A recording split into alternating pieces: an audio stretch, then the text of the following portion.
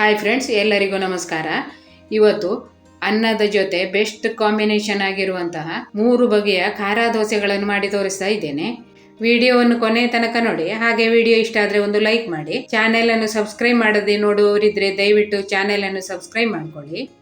ಮೊದಲಿಗೆ ಇಲ್ಲಿ ಈರುಳ್ಳಿ ಖಾರ ದೋಸೆ ಹೇಗೆ ಮಾಡೋದು ಅಂತ ತೋರಿಸ್ತೇನೆ. ನಾನು ಇಲ್ಲಿ 4 ಈರುಳ್ಳಿಯನ್ನು ಸಣ್ಣಗೆ ತುಂಡು ಮಾಡಿ ತಗೊಂಡಿದ್ದೇನೆ. ಆದಷ್ಟು ಸಣ್ಣ ತುಂಡು ಮಾಡ್ಕೊಳ್ಬೇಕು. 1 ಕಪ್ ಅಕ್ಕಿ ಮತ್ತು 1 ಚಮಚ ತೊಗರಿಬೇಳೆಯನ್ನು 1 ಗಂಟೆ ಮೊದಲೇ ನೆನೆಸಿಟ್ಟಿದ್ದೇನೆ. ತೊಗರಿಬೇಳೆ ಇಷ್ಟ ಇಲ್ಲದವರು ಅಕ್ಕಿ ಮಾತ್ರ ಹಾಕಿ ಕೂಡ ಈ ಖಾರ ದೋಸೆ ಮಾಡ್ಕೊಳ್ಬೋದು. ತೊಗರಿಬೇಳೆ ಹಾಕಿ ಮಾಡಿದರೆ ರುಚಿ ತುಂಬಾನೇ ಚೆನ್ನಾಗಿರ್ತದೆ. ಈಗ ಒಂದು ಮಿಕ್ಸಿ ಜಾರಲ್ಲಿ ಅಕ್ಕಿ ಮತ್ತು ತೊಗರಿಬೇಳೆಯನ್ನು ಹಾಕ್ಕೊಳ್ಬೇಕು. ಹಾಗೆ ಖಾರಕ್ಕೆ ತಕ್ಕ ಹಾಗೆ ಮೆಣಸನ್ನು ಹಾಕ್ಕೊಳ್ಬೇಕು. ಜಾಸ್ತಿ ಖಾರ ಬೇಕಿದ್ರೆ ಮೆಣಸು ಸ್ವಲ್ಪ ಜಾಸ್ತಿ ಹಾಕ್ಕೊಳ್ಬೇಕು. ನಾನು ಒಂದು 8 ರಿಂದ 10 ಮೆಣಸನ್ನು ಹಾಕಿದ್ದೇನೆ. ಹಾಗೆ 1 ಚಮಚ ಹಿಂಗ್ ಪೌಡರ್ ಹಾಕಬೇಕು. ಮತ್ತೆ ಅರ್ಧ ಚಮಚ ಆಗುವಷ್ಟು ಅರಿಶಿನ ಪುಡಿ ಹಾಕ್ಕೊಳ್ಬೇಕು. ಮತ್ತೆ ಸಣ್ಣ ಹುಣಸೆ ಹುಳಿ,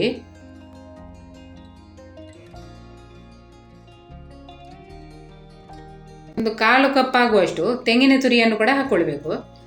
ಅಕ್ಕಿಯ ಜೊತೆ ತೆಂಗಿನ ತುರಿ ಹಾಕಿದರೆ ಖಾರ ದೋಸೆ ತುಂಬ ಮೆತ್ತಗಾಗಿ ಆಗ್ತದೆ. ಹಾಗೆ ರುಚಿಗೆ ತಕ್ಕಷ್ಟು ಉಪ್ಪನ್ನು ಹಾಕಿ ಮತ್ತೆ ಸ್ವಲ್ಪ ನೀರು ಹಾಕಿ ನಯವಾಗಿ ರುಬ್ಬಬೇಕು. ನಾನೀಗ ರುಬ್ಬಿ ತಂದಿದ್ದೇನೆ. ಇದನ್ನೀಗ ಒಂದು ಪಾತ್ರೆಯಲ್ಲಿ ತೆಗಿಬೇಕು. ಹಾಗೆ ಮಿಕ್ಸಿಯಲ್ಲಿ ಸ್ವಲ್ಪ ನೀರು ಹಾಕಿ ಅದನ್ನು ಕೂಡ ಸೇರಿಸ್ತಾ ಇದ್ದೇನೆ. 2 ಕಪ್ ಆಗುವಷ್ಟು ಈರುಳ್ಳಿ ಹಾಕ್ಕೊಳ್ಬೇಕು. 1 ಕಪ್ ಅಕ್ಕಿ ತಗೊಂಡಿದ್ದೆ, ಹಾಗಾಗಿ 2 ಕಪ್ ಆಗುವಷ್ಟು ಈರುಳ್ಳಿ ಹಾಕಿದ್ದೇನೆ. ಮೀಡಿಯಂ ಗಾತ್ರದ 4 ಈರುಳ್ಳಿಯನ್ನು ಕಟ್ ಮಾಡಿ ತಗೊಂಡಿದ್ದೇನೆ.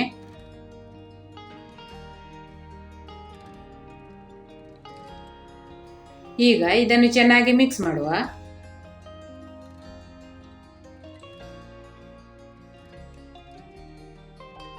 ಹಿಟ್ಟಿನ ಹದ ಹೀಗಿರಬೇಕು. ಈಗ ಇದನ್ನೊಂದು 5 ನಿಮಿಷ ಹಾಗೆ ಮುಚ್ಚಿಟ್ರೆ ಈರುಳ್ಳಿಗೆ ಉಪ್ಪು ಖಾರ ಎಲ್ಲ ಚೆನ್ನಾಗಿ ಹೀರಿಕೊಳ್ತದೆ. ಈಗ 5 ನಿಮಿಷ ಆದಮೇಲೆ ಈಗ ಇದರದ್ದು ದೋಸೆ ಮಾಡಬೇಕು. ಮೇಲೆ ಕಾವಳಿಯನ್ನು ಬಿಸಿ ಮಾಡಲಿಕ್ಕೆ ಇಟ್ಟಿದ್ದೇನೆ. ಅದಕ್ಕೆ ಎಣ್ಣೆಯನ್ನು ಹಚ್ಕೊಂಡಿದ್ದೇನೆ. ಈಗ ಸಣ್ಣ ಸಣ್ಣ ದೋಸೆ ಮಾಡಬೇಕು, ಅಥವಾ ಒಂದೇ ಸ್ವಲ್ಪ ದೊಡ್ಡ ದೋಸೆ ಮಾಡಿದರೂ ಆಗ್ತದೆ. ಇಲ್ಲಿ ಸಣ್ಣ ಸಣ್ಣ 4 ದೋಸೆಯನ್ನು ಮಾಡ್ತಾ ಇದ್ದೇನೆ. ಈಗ ಒಂದು ಮುಚ್ಚಳ ಮುಚ್ಚಿಟ್ಟು ಇದನ್ನು ಬೇಯಿಸಿಕೊಳ್ಬೇಕು. ಉರಿಯನ್ನು ಮೀಡಿಯಂ ಫ್ಲೇಮಲ್ಲಿ ಇಡಬೇಕು. ಸ್ವಲ್ಪ ಹೊತ್ತು ಆದಮೇಲೆ ಮುಚ್ಚಳ ತೆಗೆದು ಸ್ವಲ್ಪ ಎಣ್ಣೆಯನ್ನು ಹಾಕ್ಕೊಳ್ಬೇಕು. ಆಮೇಲೆ ಇದನ್ನು ಮಗುಚಿ ಹಾಕಬೇಕು. ತರಕಾರಿ ಏನು ಇಲ್ಲದಿದ್ದರೆ ಕೇವಲ ನೀರುಳ್ಳಿ ಒಂದು ಇದ್ದರೆ ಒಂದು ರುಚಿಯಾದ ನೀವು ಸೈಡ್ ಡಿಶ್ ಮಾಡ್ಕೊಳ್ಬೋದು. ಈಗ ಇದನ್ನು ಮಗುಚಿ ಹಾಕ್ತಾ ಇದ್ದೇನೆ.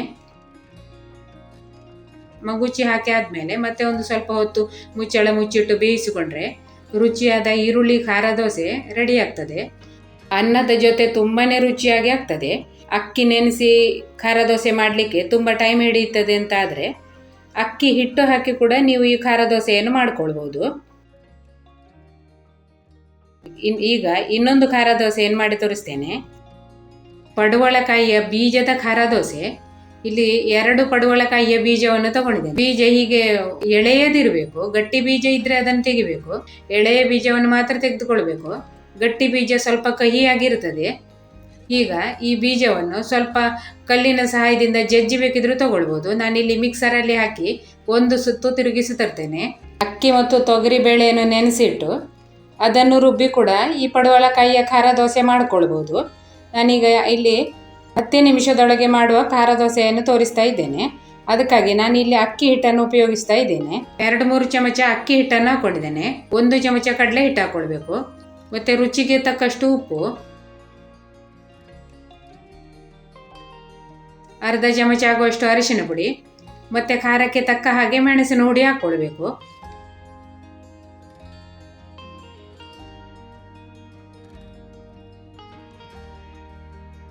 ಅರ್ಧ ಚಮಚ ಆಗುವಷ್ಟು ಹಿಂಗು ಪುಡಿ ಹಾಕಿದ್ದೇನೆ. ಈಗ ಸ್ವಲ್ಪ ನೀರು ಹಾಕಿ ಇದನ್ನು ಚೆನ್ನಾಗಿ ಮಿಕ್ಸ್ ಮಾಡಿಕೊಳ್ಬೇಕು. ಗಂಟಾಗದ ರೀತಿಯಲ್ಲಿ ಇದನ್ನು ಮಿಕ್ಸ್ ಮಾಡಿಕೊಳ್ಬೇಕು.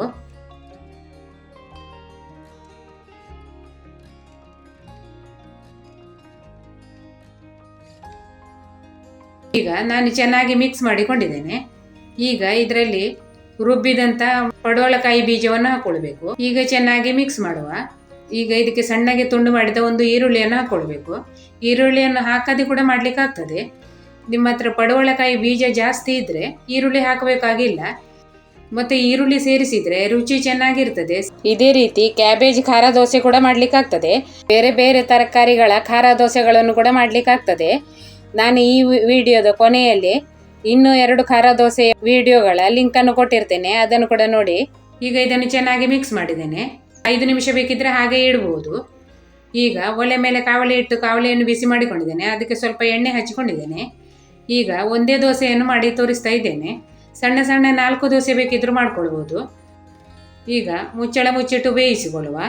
ಒಂದು ಸೈಡ್ ಚೆನ್ನಾಗಿ ಬೆಂದ ಮೇಲೆ ಸ್ವಲ್ಪ ಎಣ್ಣೆಯನ್ನು ಹಾಕಿ ದೋಸೆಯನ್ನು ಮಗುಚಿ ಹಾಕಬೇಕು. ಈ ಪಡವಲಕಾಯಿ ಬೀಜದ ದೋಸೆ ತುಂಬಾ ರುಚಿಯಾಗ್ತದೆ. ನೀವು ಪಡವಲಕಾಯಿಯ ಬೀಜವನ್ನು ಎಸೆಯದೆ ಈ ಥರದ ಒಂದು ದೋಸೆಯನ್ನು ಮಾಡಿ ನೋಡಿ. ಅನ್ನಕ್ಕೆ ಬೆಸ್ಟ್ ಕಾಂಬಿನೇಷನ್ ಅಂತಲೇ ಹೇಳ್ಬೋದು. ಈಗ ರುಚಿಯಾದ ಪಡವಲಕಾಯಿ ದೋಸೆ ರೆಡಿಯಾಗಿದೆ.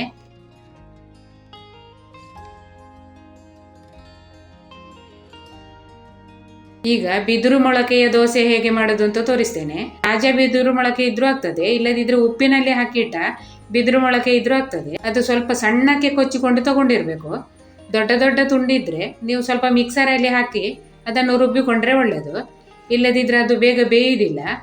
ನಾನಿಲ್ಲಿ ಈಗ ಸ್ವಲ್ಪ ಮಿಕ್ಸರಲ್ಲಿ ಹಾಕಿ ಅದನ್ನು ಪುಡಿ ಮಾಡಿ ತಗೊಂಡಿದ್ದೇನೆ. ಈ ಥರ ಸ್ವಲ್ಪ ತರಿಯಾಗಿ ಪುಡಿ ಮಾಡಿಕೊಳ್ಬೇಕು. ಹೀಗೆ ಪುಡಿ ಮಾಡಿಕೊಂಡ್ರೆ ಅದು ಬೇಗನೆ ಚೆನ್ನಾಗಿ ಬೇಯುತ್ತದೆ. ದೊಡ್ಡ ದೊಡ್ಡ ತುಂಡು ಇದ್ರೆ ಬೇಯುವುದಿಲ್ಲ ನೋಡಿ. ಈಗ ಇದನ್ನೊಂದು ಮಿಕ್ಸಿಂಗ್ ಬೌಲಲ್ಲಿ ಹಾಕ್ಕೊಳ್ತಾ ಇದ್ದೇನೆ. ಹಾಗೆ ಅದಕ್ಕೆ ಒಂದು ಸಣ್ಣ ಈರುಳ್ಳಿಯನ್ನು ಹಾಕ್ತಾ ಇದ್ದೇನೆ. ಮತ್ತೆ ಅರ್ಧ ಚಮಚ ಆಗುವಷ್ಟು ಅರಶಿನ ಪುಡಿ, ಖಾರಕ್ಕೆ ತಕ್ಕ ಹಾಗೆ ಮೆಣಸಿನ ಹುಡಿ ಹಾಕ್ಕೊಳ್ಬೇಕು. ಮತ್ತೆ 1 ಚಮಚ ಆಗುವಷ್ಟು ಅಮ್ಚೂರ್ ಪೌಡರ್ ಹಾಕ್ಕೊಳ್ತಾ ಇದ್ದೇನೆ. ಹುಣಸೆ ಹುಳಿ ರಸ ಕೂಡ ಹಾಕ್ಕೊಳ್ಬೋದು. ಮತ್ತೆ ರುಚಿಗೆ ತಕ್ಕಷ್ಟು ಉಪ್ಪು ಹಾಕ್ಕೊಳ್ಬೇಕು. ಈಗ ಇದನ್ನು ಚೆನ್ನಾಗಿ ಮಿಕ್ಸ್ ಮಾಡುವ. ಮೊದಲಿಗೆ ನಾನು ಹಾಗೆ ಮಿಕ್ಸ್ ಮಾಡಿಕೊಳ್ತಾ ಇದ್ದೇನೆ, ನೀರು ಹಾಕಲಿಲ್ಲ. ಆಮೇಲೆ ನೀರು ಹಾಕ್ಕೊಳ್ಬೋದು. ಉಪ್ಪಿನಲ್ಲಿ ಹಾಕಿದ್ದ ಕಣಿಲೆ ಆದರೆ ಅದಕ್ಕೆ ನೀವು ಉಪ್ಪು ಹಾಕಬಾರ್ದು. ಇದಕ್ಕೆ 2 ಚಮಚ ಆಗುವಷ್ಟು ಉಪ್ಪಿಟ್ಟು ರವೆಯನ್ನು ಹಾಕಿದ್ದೇನೆ. ಹಾಗೆ 1 ಚಮಚ ಅಕ್ಕಿ ಹಿಟ್ಟು ಹಾಕಿದ್ದೇನೆ. ಈಗ ಇದನ್ನು ಚೆನ್ನಾಗಿ ಮಿಕ್ಸ್ ಮಾಡ್ಕೊಳ್ಬೇಕು.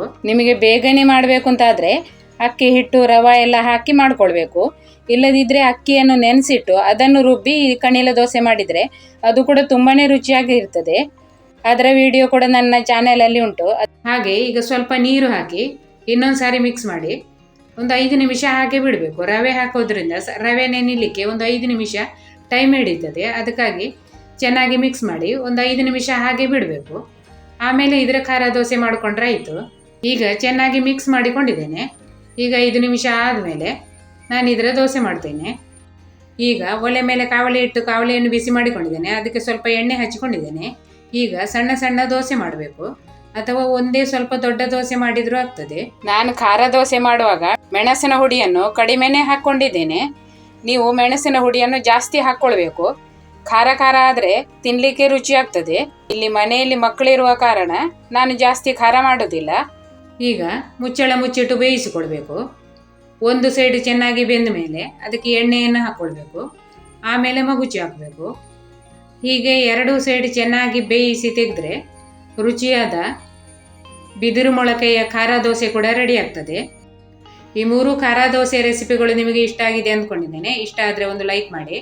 ಹಾಗೆ ಚಾನೆಲನ್ನು ಸಬ್ಸ್ಕ್ರೈಬ್ ಮಾಡದೆ ನೋಡುವವರಿದ್ದರೆ ದಯವಿಟ್ಟು ಸಬ್ಸ್ಕ್ರೈಬ್ ಮಾಡಿ. ವಿಡಿಯೋ ನೋಡುವ ಎಲ್ಲರಿಗೂ ಧನ್ಯವಾದಗಳು.